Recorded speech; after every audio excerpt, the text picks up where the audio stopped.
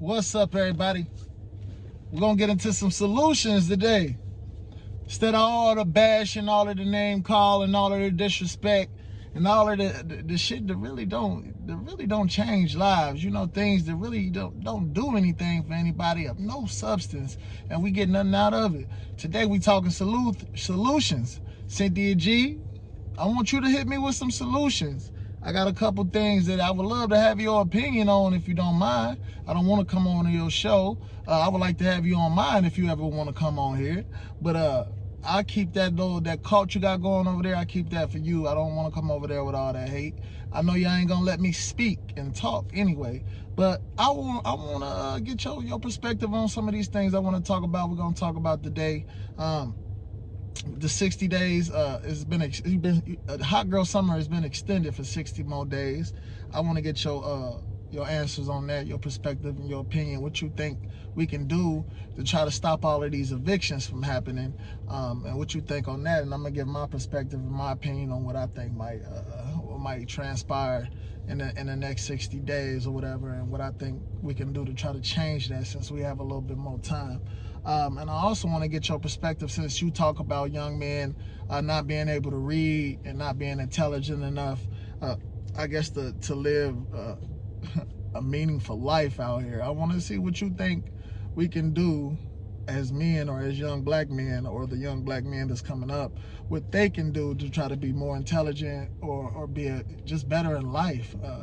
I would love to hear your opinion. Without further ado, let's get into it. Now, if you don't already know, it's your boy TexxGod. Hey, look, smash that like button. Go ahead and subscribe if you haven't already. To all my returning subscribers, peace, love, and happiness. I'm glad you're rocking with me. Let's turn this thing up to another notch. You know, this is TexxGod TV. Here we preach and we teach hope, not dope. We try to inspire and motivate as many hope dealers as we can to try to rid this world of as many dope dealers as possible. Come on over to this side of the fence. Hey, look, we just trying to help the kids, our young kings and queens, and we trying to basically help you too, man.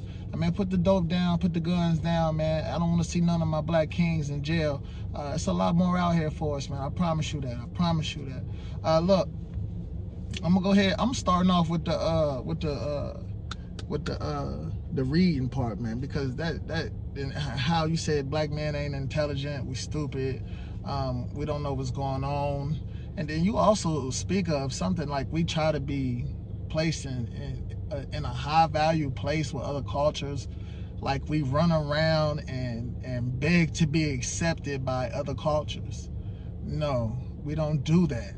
We don't do that. I don't be in places with white people and try to go get accepted. No, who does that? But anyway, let's get back to the reading, man. And intelligence, look, not even reading, just, you know what I'm saying, being properly educated. Let me not make it so specific. Just being properly educated in America, our young black men, you know what I'm saying, sometimes they can't read, sometimes they can't spell, sometimes their writing is terrible, you know what I'm saying, and sometimes they can't articulate or pronounce or express the way that they truly feel. And I think that comes with a lack of love in the household and being in these streets and not actually getting that comfort and love.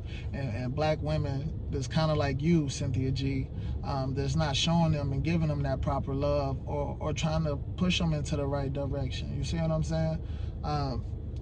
We push our women.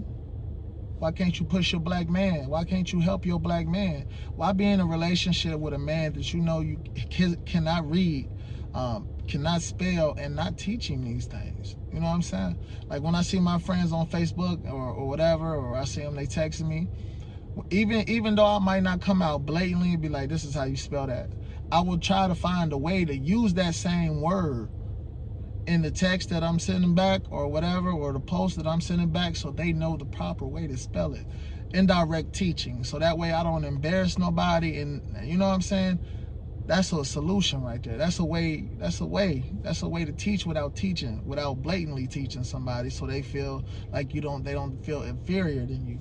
But what I want to get to is what you're not understanding what's going on at a young age is with the babies and the populations of babies that's coming about every year, that's increasing with our younger kids, with the younger kids in the culture and our culture.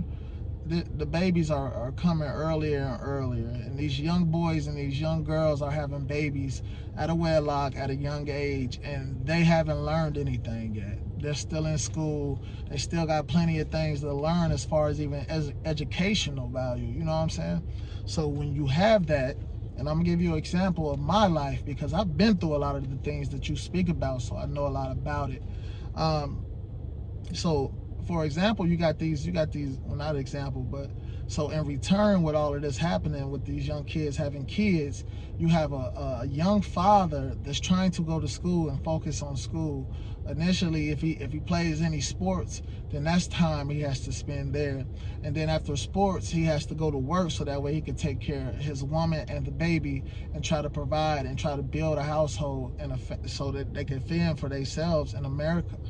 Now, I want you to think about that. Now, the woman is basically going to school. She's learning. She's being able to focus on school. But when she's getting out of that, she's learning because she's still a child. Learning how to care for another child while you are a child is a difficult task. So I'm not taking that away from women at all. But they have an opportunity to actually focus on school and just the baby.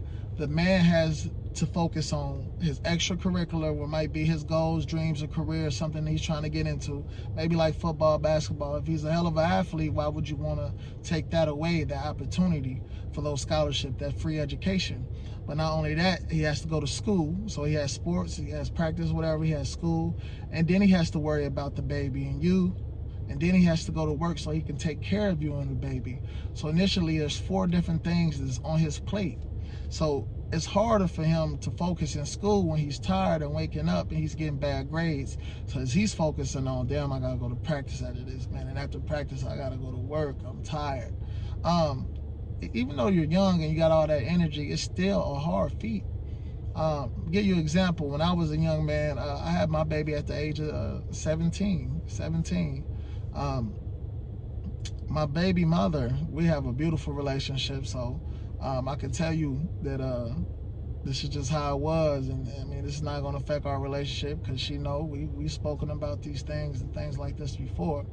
But when we were younger, I had a job and I was a football star. So then I had school. I was very intelligent. I still got good grades. But I remember during the pregnancy, I would be falling asleep in class after the pregnancy. When the baby came in the morning, it was just bad for me.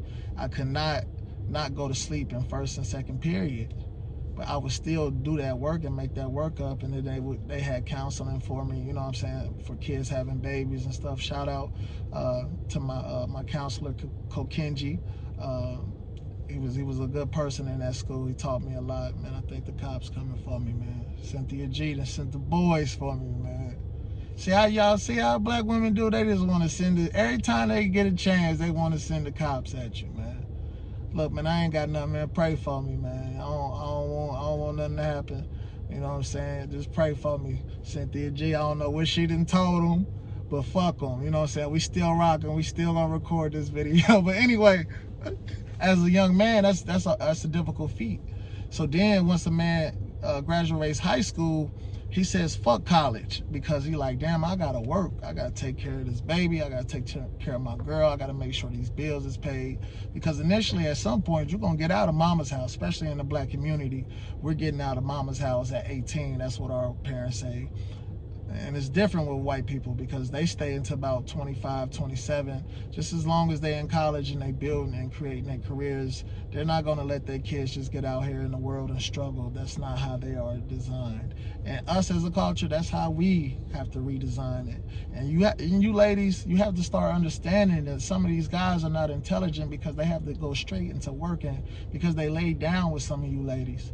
They laid down and had kids with some of you ladies, and you guys don't understand or have. You guys say you're so caring and you're there and you're assistant and you're there for motivation and help, but you guys really don't understand what men go through, and you don't try to. All you care about is emotional, how you feel emotionally and what you feel about the situation. You never put yourself in the shoes of the young man.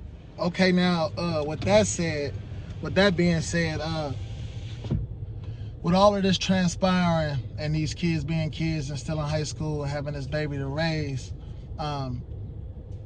it's hard. It's extremely hard. And my baby mother was like, this is what she said. Let's get to this. She said, you're going to have to either quit your job or football. My whole family, everybody in the room was like, what? He's a fucking football star and he's working so he can financially take care of the baby. But all she seen was that she didn't have the free time that she used to have. But she didn't notice I didn't have free time. Work is not fun. I'm practicing, this shit is hard. Sweating all day, this and that, blah, blah, blah. Practice was not fun. Only thing fun was the game, okay? School, falling asleep in school, watching my grades drop a little bit where I was an A and B student at where I was, you know what I'm saying? Watching my grades slip off because I could not stay awake in class, that is an issue. That is a problem. You see what I'm saying? I say all this to say that, you know what I'm saying? Sometimes we need that help as well. Sometimes y'all young ladies should go get a job as well. Y'all should still have that freedom to work. Not to just be at home with the baby all the time. Work as well.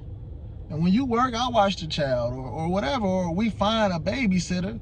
To see, our grandmothers and our mothers are so busy having their hot girl summers because they still, you know what I'm saying, they in tune with what's going on today.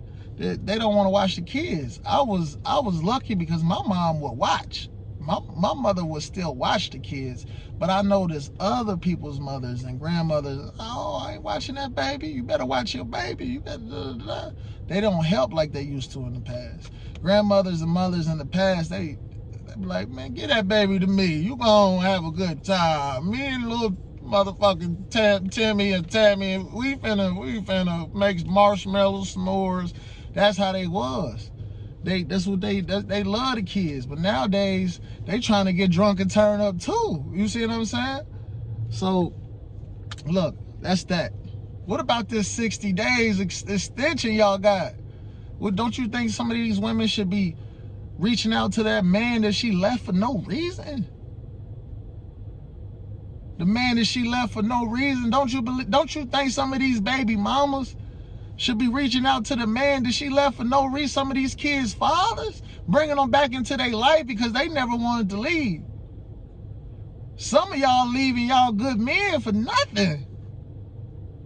I watch it all the time on Kevin Samuels. And I don't always go with Kevin Samuels. Like what Kevin Samuels say with the how tall are you, how much you weigh, what are you on the scale from what to what? How big is you? Like that shit don't matter to everybody, man. Preference, Kevin Samuels' preference outdoes the numbers, man. Because it can say motherfuckers love chocolate, but when you got that one customer come in that want white chocolate, it's a little different. It's a little different. What you gonna do if you ain't got that white chocolate on the stand? If you ain't got no caramel, they want caramel instead of peanut butter. What you gonna do if they want strawberry instead of motherfucking grape? I mean, preference, man. You know what I'm saying? Like Kevin Samuels, I rock with some of the shit you be saying, but sometimes you do just be disrespecting some of these women, and I think you do it for the shock value and the laughs because that's what brings people back to your page to continue to watch. And then, you know, some of these women are saying some stupid things. You know what I'm saying? Like, man, think about these questions before y'all start asking them because you already be having the answer to the shit. So, man, just don't let that man. If you feel like you're being disrespected, don't come on there with stupid shit. It seems like he get irritated with stupid shit. You know what I'm saying? Like, oh, come on, is you serious? Okay, you got 5 kids, you 360 pounds, you 6'8", or maybe you 5'2", so that makes you more overweight. And you left this man for what? And he put a ring on you, he was engaged to you, you left him because of what? Oh, he worked too long for me. His schedule was crazy and this and that. He didn't kiss me enough. Like, come on, man. Some of y'all need to go find y'all men. Some of these men treated y'all extremely well. Y'all need to go find that nigga. Y'all need to go find that. That's my solution for this 60-day eviction shit. Go find a man that you left for absolutely no reason and put that shit together, man. Bring this shit together and let's build. And quit being so combative with each other. Submit to each other. Y'all keep talking about, y'all said over there, y'all want men should be submitting to y'all, and men be wanting women to, no, submit to each other. This is teamwork, baby. What's up? This is how, oh, that's how you feel? Okay, that's how you feel. Okay, we're going to agree to disagree, but this is how I think it should be going. And we're going to try both ways. Let's see which one worked the best. And do it like that. Not everything got to be competition or a battle, man. Love one another, man. Love one another, man. So, like I said, man, Kevin Samuel's preference beats the stats, man. Beats the statistics. Beats the numbers, man. I like some of your messages, and you know what I'm saying? I'll be fucking with it. I really do. You know what I'm saying? I really do. So salute out to, you know what I'm saying, the page over there. Salute to my boy Gravity for shouting me out in the other video. Salute to all my subscribers for rocking with me, rolling. We getting bigger and we getting greater. I put the subscription count back on so y'all know what's going on. Y'all know what goals we hitting, what milestones we running up. Love everybody, peace and love. And if you was here, that's because you was meant to be here. And if you was meant to be here, that's because you care. And if you care, I know you're going to like, subscribe, and share this on all platforms. It's peace, love, and happiness to everybody. One.